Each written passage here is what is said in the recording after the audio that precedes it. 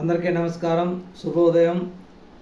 ఈరోజు ప్రధాన దినపత్రికలను వార్తలుగా విశ్లేషించినట్లయితే, ముందుగా ఈనాడు దినపత్రిక తీసుకున్నట్లయితే 25 ఏళ్ళు కరెంటు బిల్లు రాదంతే, సామాన్యుడికి విద్యుత్ మిగులు, అదనంగా వాడిన నెట్ మీటరింగ్తో బిల్లు తక్కువే, పిఎం సూర్య గారితో ప్రయోజనాలు.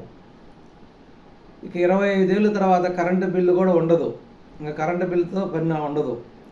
సామాన్యుడికి విద్యుత్తు మిగులు వస్తుంది, అదనంగా వాడినా కూడా నెట్ మీటరింగ్తో బిల్లు తక్కువే, పిఎం సూర్య గారితో ప్రయోజనాలు. అంటే ఈ పిఎం సూర్య గారు అనే పథకాన్ని సామాన్య పేదలు అందరూ కానీ ఉపయోగించుకొని సూర్య గారిని కానీ తీసుకొని ఇంటి మీద సోలార్ కానీ పెట్టుకున్నట్లయితే వాళ్ళకి కరెంటు బిల్లు ఇప్పుడు ఉండే దాంట్లో దాదాపు 70% తగ్గుతుంది. కొన్ని ఇళ్ళకైతే అసలు కరెంటు బిల్లు కూడా ఉండదు. ఎందుకంటే వాళ్ళు వాడుకునేది కానీ చాలా తక్కువ అయితే ఆ కరెంటు బిల్లుతో అవసరంలా. ఇప్పుడు వాళ్ళు పిఎం సూర్య గారి పథకం కింద సోలార్ని కానీ బిగించుకున్నట్టయితే దాదాపు 225 నుంచి 300 యూనిట్లు ప్రొడక్షన్ వస్తుంది. ఒక ఇంటికి నెలకు 200-250 యూనిట్లు వాడేవాళ్ళు ఇంకా విద్యుత్ బిల్లుతోనే అవసరం లేదు. అంతకంటే ఎక్కువగానే వాడినట్లయితే మీటర్ ద్వారా తక్కువ, అంటే స్లాబ్ తగ్గుతుంది కాబట్టి వాళ్ళకి రేటు కూడా తగ్గిపోతుంది. కాబట్టి అందరూ కూడా వీలైనంత వరకు ఈ పిఎం సూర్య గారి పథకాన్ని వినియోగించుకుంటే మంచిదనేది ప్రభుత్వం కూడా చెప్తుంది. దాన్ని ఉపయోగించుకోవాలి. ప్రజా పంపిణీ వ్యవస్థను పారదర్శకంగా నడిపిస్తాం. పిఠాపురంలో రేషన్ దుకాణాన్ని ప్రారంభించి ఈపోస్ యంత్రంతో లబ్ధిదారుడి వివరాలు నమోదు చేస్తున్న మంత్రి మనోహర్. చిత్రంలో టీడీపీ నేత వర్మ, ఎమ్మెల్సీ హరిప్రసాద్, కమిషనర్ సౌరభ్ గారు తదితరులు. నిన్న జూన్ 1వ తేదీ నుంచి రేషన్ దుకాణాలు పాత విధానంలో డీలర్లు రేషన్ షాపుల దగ్గరనే ప్రజలు పోయి తెచ్చుకోవాలి, ఇంటింటికి అని పెట్టినటువంటి రేషన్ పథకాన్ని వీధి పథకంగా మార్చి జనాలు అనేక ఇబ్బందులు పడుతున్నటువంటి పథకాన్ని తీసివేసి పాత విధానాన్ని ప్రభుత్వం ప్రవేశపెట్టింది. అంటే ఈ ఎంయూడి వాహనాల్ని వాళ్ళకి అప్పచెప్పి వాళ్ళకి నెలకి 21,000 జీతం ఇచ్చి ఈ సివిల్ సర్వీస్కి ఒక గుదిబండ మాదిరిగా తయారైంది రాష్ట్రంలో. ఎందుకంటే మనం ప్రజలకు ఇచ్చేది రూపాయికి కిలో బియ్యం ₹1 ఇస్తూ వాటి ద్వారా ఇంత అదనపు ఖర్చులు ఎందుకు? ఈ వాహనాల ద్వారా తీసుకుపోయిన ప్రజలకు ఇవ్వకుండా వాళ్ళని మళ్ళీ దారిలో అమ్ముకోవటం, అంటే కొంత ఖర్చు పెట్టి దీంట్లో కుంభకోణం ప్రభుత్వమే చేపిస్తున్నట్లు ఉన్నది ఇది. కాబట్టి ఈ ప్రజలు కూడా చాలా ఇబ్బంది పడుతున్నారు. ఎందుకంటే ఈరోజు మా వీధికి బండి వస్తుందంటే ఇంకా ఆ వీధిలో ఎవరు పనులకు పోకుండా ఆ రోజంతా వాళ్ళు పని బాగొట్టుకొని ఉదయం నుంచి సాయంత్రం దాకా వేచి ఉండాలి. అదే పాత విధానంలో అయితే మార్నింగ్ ఉదయం 8 నుంచి 12 గంటల దాకా ఉంటుంది, సాయంత్రం 4 నుంచి 8 దాకా ఉంటుంది. ఎప్పుడు ఎవరు అవసరమైతే వాళ్ళు పోయి వెంటనే తెచ్చుకుంటారు. అంటే డీలర్లు పూర్తిగా అందుబాటులో ఉంటాడు కాబట్టి వాళ్ళు షాపు దగ్గరికి ఎప్పుడు వీలైతే వాళ్ళు అప్పుడు పోయి తెచ్చుకుంటారు. వాళ్ళు పని బాగొట్టుకోవాల్సిన అవసరం లేదు, రోజంతా ఖాళీగా ఉండాల్సిన అవసరం లేదు, రోజంతా నిలబడి బండి కోసం ఎదురు చూడాల్సిన అవసరం కూడా లేదు. కాబట్టి ఇటువంటి పిచ్చి పనులు చేసే జగన్మోహన్ రెడ్డి ప్రజలకు ఇసుగు పుట్టే విధంగా చేయటం జరిగింది. ఇది మళ్ళీ ఈ పద్ధతి బాగుందనేది ప్రజలు కూడా అభిప్రాయపడటం జరిగింది. పేలుడు పదార్థాల తయారీకి ఒమన్ నుంచి డబ్బు, సిరాజ్కు పంపిన హైదరాబాద్ వాసి ఇమ్రాన్ అక్రమ్. ఏపీ పోలీసుల దర్యాప్తులో వెలుగులోకి. తీవ్రత దృష్ట్యా ఎన్ఐ చేతికి కేసు. ఈ విజయనగరంలో దొరికినటువంటి సిరాజ్కి పేలుడు పదార్థాలను తయారు చేయడానికి అవసరమైన డబ్బును ఒమన్ నుంచి పంపించాడు. ఆ ఒమన్ నుంచి డబ్బు పంపించిన వ్యక్తి ఇమ్రాన్ అక్రమ్ అనే అతను హైదరాబాద్ అతను. అంటే హైదరాబాద్ అతనే ఒమన్లో ఉంటాడు. ఒమన్ నుంచి ఈ పేలుడు పదార్థాల తయారీకి డబ్బు పంపించడం కూడా జరిగింది. ఫ్రాన్స్ ఫుట్బాల్ వేడుకల్లో హింస, 2 మృతి, 192 మంది గాయాలు. నిన్న జరిగిన ఫ్రాన్స్లో ఫుట్బాల్ వేడుకల్లో హింస జరగడం జరిగింది. 2 మృతి చెందడం, 19 మంది గాయాలు కావడం కూడా జరిగింది. దీని మీద పూర్తి వివరాలు ఇంకా తెలియాల్సి ఉంది. కేంద్రం ఇస్తున్న రాయితీ ఇళ్లపై 2 కిలోవాట్ల ప్రాజెక్టుకి 60,000, 3 కిలోవాట్ల ప్రాజెక్టుకి 78,000. ఈ పిఎం సూర్య గారి పథకం 2 కిలోవాట్లు కానీ పెట్టుకున్నట్లయితే 60,000 వస్తాయి. 3 కిలోవాట్లు పెట్టుకుంటే 78,000 సబ్సిడీ వస్తుంది. కాబట్టి దీన్ని ప్రజలందరూ కూడా వినియోగించుకోవాలి. రష్యాపై భీకర దాడి. ఉక్రెయిన్ వైమానిక స్థావరాలు లక్ష్యంగా విరుచుకుపడిన ఉక్రెయిన్ 41 యుద్ధ విమానాల ధ్వంసం. ఉక్రెయిన్ సైనిక శిక్షణ కేంద్రంపై రష్యా ప్రతిదాడి. 472 డ్రోన్ల ప్రయోగం, 12 మంది సైనికుల మృతి. ఇదే అతిపెద్ద దాడి అన్న ఉక్రెయిన్.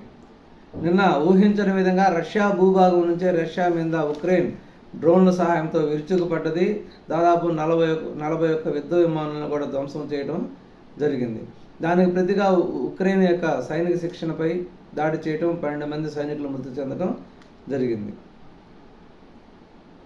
స్థలాలు అయితే తీసేసుకున్నారు కానీ కాటేజీలు కట్టిందే లేదు. శ్రీశైలం పెద్దిరెడ్డి రామచంద్రారెడ్డి, మిథున్ రెడ్డిలకు 50 సెంట్లు. గత ప్రభుత్వంలో భూ కేటాయింపులు ఒప్పందం చేసుకోలేదు, పనులు చేపట్టలేదు. చౌల్ట్రీల కోసం భూములు తీసుకున్న సమస్యలు అదే తీరు. కేటాయింపులు రద్దుగా కసరత్తు. ఈ శ్రీశైలం దేవస్థానం దగ్గర కాటేజీలు కడతామని స్థలం తీసుకొని, అంటే కాటేజీలు కట్టించేసి ప్రభుత్వానికి అప్పచెప్తాము. కాటేజీలు అంటే వాళ్ళు వచ్చినప్పుడు వాళ్ళకి ఫ్రీగా వసతి సౌకర్యాలు ఉంటుంది, ప్రజల సౌకర్యార్థం కూడా ఇవ్వచ్చు. కాటేజీలు కట్టి ఇస్తామని చెప్పి స్థలాలను తీసుకొని అవి ఇంతవరకు పనులు కూడా ప్రారంభించలేదు. అటువంటి స్థలాలన్నీ కూడా తేల్చి తిరిగి స్వాధీనం చేసుకునేటటువంటి ప్రయత్నంలో ప్రభుత్వం ఉంది. ఇక ఆంధ్రజ్యోతి దినపత్రిక తీసుకున్నట్లయితే మావాడే వదిలేయండి, అవినీతి పరులకు నేతల అండ. ప్రాసిక్యూషన్ వద్దంటూ లేఖలు, శాఖాపరమైన విచారణకు సిఫారసులు. జగన్ జమానాలో తప్పులు చేసిన వారిని కాపాడేందుకు విశ్వ ప్రయత్నాలు. ఉత్తరాంధ్ర మంత్రి వరుస లేఖలు. మరో మంత్రి ప్రత్యేక కౌంటర్. సిఫారసు లేఖలు తెచ్చుకుంటేనే పరిష్కరిస్తానంటున్న ఇంకో మంత్రి. వారి బాటలోనే మరికొందరు నేతలు. అధికారులు గత ప్రభుత్వంలో చేసినటువంటి అధికారుల తప్పులని ఇప్పుడు ప్రభుత్వంలో ఉన్నటువంటి మంత్రులు కొంతమంది కాపాడుతున్నట్టు తెలుస్తుంది. అంటే వాళ్ళ మీద ఏసీబీ కేసులు అన్నీ కూడా ఫైల్ అయినటువంటి వాటిల్లో కూడా వాటి మీద కొంచెం ప్రాసిక్యూషన్ లేకుండా చేయండి, శాఖాపరమైన చర్యలే తీసుకోండి, శాఖాపరమైన విచారణ చేయండి అని చెప్పి డైరెక్ట్గా నేరుగా మంత్రి లేఖలు రాయటమే జరిగింది. ఇది కొంత కలకలం, ఈ వార్త అనేది కొంత కలకలం రేపింది. ఉద్యోగుల బదిలీలకు మరో వారం గడువు. 9వ తేదీ వరకు పెంపునకు సీఎం ఆమోదం. పింఛన్ రేషన్ పంపిణీ ఇప్పుడే బాగుంది, ఒకటనే ఇంటి వద్దకే. ప్రతి నెల టంచన్గా పింఛను, సెలవు దినం అయితే ముందు రోజే పంపిణీ, వాలంటీర్లు లేకపోయినా ఆగని సేవలు. ప్రభుత్వానికి ఏటా 1200 కోట్ల ఆదా. ఎన్నికల ముందు చంద్రబాబు చెప్పినట్లుగా పెన్షన్ 4,000కు పెంపు, వాలంటీర్లు లేకపోతే పెన్షన్లు ఇవ్వలేరన్న జగన్ మాటలు వట్టివే. అంటే ఎలక్షన్లకు ముందు ఎలక్షన్ కమిషన్ వాలంటీర్లను నియంత్రించడం వల్ల వాలంటీర్లు లేకపోతే పెన్షన్ పంచలేమని చెప్పి జగన్ చేతులెత్తి ప్రజలను నానా ఇబ్బందులు పెట్టడం జరిగింది. అంటే తెలుగుదేశం పార్టీ వల్ల పెన్షన్లు ఆగిపోయినాయి, వాలంటీర్లని వాళ్ళు పార్టిసిపేట్ చేయొద్దని కోర్టు ద్వారా ఆర్డర్లు తెచ్చారు. కాబట్టి వాలంటీర్ లేకపోతే పెన్షన్లు పంచడం కుదరదు. కాబట్టి తెలుగుదేశం పార్టీ వృద్ధుల మీద తీవ్ర ప్రతాపం చూపుతుంది అని తెలుగుదేశం పార్టీ మీద ప్రజలకు వ్యతిరేకత పెరగటానికి అనేక ప్రయత్నాలు చేసింది గత ప్రభుత్వం. వాటన్నిటిని కూడా తట్టుకొని నిలబడి ప్రజలు జగన్మోహన్ రెడ్డిని దారుణంగా ఓడించడం జరిగింది. అనేక సచివాలయం ఎంప్లాయీస్, అనేక మంది ప్రభుత్వ ఉద్యోగుల ద్వారా ఈ పింఛన్లు 1వ తేదీ ఇంటి వద్దనే పంపిణీ చేయడం జరుగుతుంది. ఇది చాలా సౌకర్యవంతంగా జరుగుతుందని ప్రజలు కూడా అభిప్రాయపడుతున్నారు. ఈ వాలంటీర్ల వ్యవస్థ వల్ల ప్రభుత్వానికి ప్రతి సంవత్సరం దాదాపు 1200 కోట్లు కూడా మిగిలినట్టు తెలుస్తున్నది. రేషన్ తిప్పలు తప్పాయి. ఇకపై రేషన్ డీలర్ల వద్ద సరుకుల పంపిణీ. నెలలో 15 రోజులు ఎప్పుడైనా తీసుకోవచ్చు. దివ్యాంగులు, 65 ఏళ్ళు దాటిన వారికి ఇళ్ల వద్దకే. నాడు పేరుకే ఇంటింటికి రేషన్ సరుకుల పంపిణీ. వీధి చివరిలోనూ ఆగిన సరుకుల బండి.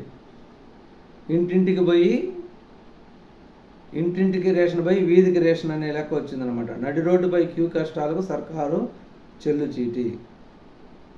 ఎండియు డ్రైవర్లు నష్టపోకుండా చర్యలు. బ్యాంకు రుణ బకాయిలు 200 కోట్లు చెల్లించనున్న ప్రభుత్వం, డ్రైవర్లకు సొంతం కానున్న బండ్లు. అంటే ఎండియు బండ్లతో నడిపేటటువంటి డ్రైవర్లు వాళ్ళు ఇబ్బంది పడకుండా, వాళ్ళ నష్టపోకుండా వాళ్ళకి బండ్లు ప్రభుత్వమే ఆ ఈఎంఐలు మొత్తం చెల్లించి ఫ్రీగా ఇవ్వాలని చెప్పి నిర్ణయం తీసుకోవడం జరిగింది. పండుగల ప్రారంభం. తొలి రోజే సరుకులు తీసుకున్న 15 లక్షలకు పైగా కార్డుదారులు, రేషన్ దుకాణాల్లో సీసీ కెమెరాలు, ఫిర్యాదు చేసేందుకు QR కోడ్ స్కాన్ కూడా. ఏ రేషన్ షాప్ నుంచైనా సరుకులు తీసుకోవచ్చు. కొత్తగా 7 లక్షల దరఖాస్తులు. మంత్రి నాదెళ్ల. రష్యా గడ్డ మీద నుంచే రష్యాపై భీకర దాడులు. రష్యాలో కూలిన 2 రైలు వంతెనలు. కొత్త జిల్లాలు, పాత పద్ధతులు. కొత్త జిల్లాల పేర్లను రాష్ట్రపతి ఉత్తర్వులో చేర్చని కేంద్రం. పాత జిల్లాల కేంద్రంగానే కార్యకలాపాలు. కొత్త జిల్లాల ప్రజలకు ఇబ్బందులు, నియామకాలు, ప్రవేశాలు, బదిలీలలో దక్కని లబ్ధి. 3.5 ఏళ్ళుగా పెండింగ్. అంటే అప్పుడు జగన్మోహన్ రెడ్డి ప్రభుత్వం 2022లో జిల్లాలను విడగొట్టి దాదాపు 26 జిల్లాలను చేయడం జరిగింది. అంటే 13 ఉన్నాయి, 13కు 13, 26 జిల్లాలను చేయడం జరిగింది. పేరుకైతే జిల్లాలను చేసి పరిపాలన పరంగా జరుగుతుంది, కానీ రాష్ట్రపతి ఉత్తర్వుల్లో దాన్ని చేర్చడం వల్ల పరిపాలనా పరంగా అధికారికంగా ఉత్తర్వులన్నీ కూడా పాత జిల్లాల పద్ధతిలోనే జరుగుతున్నాయి. ఇప్పుడు ట్రాన్స్ఫర్లు, ఈ నియామకాలు, ఇవన్నీ కూడా ప్రవేశాలు, ఇవన్నీ కూడా పాత పద్ధతి ప్రకారమే ఉమ్మడి జిల్లాల పరంగానే జరుగుతున్నాయి.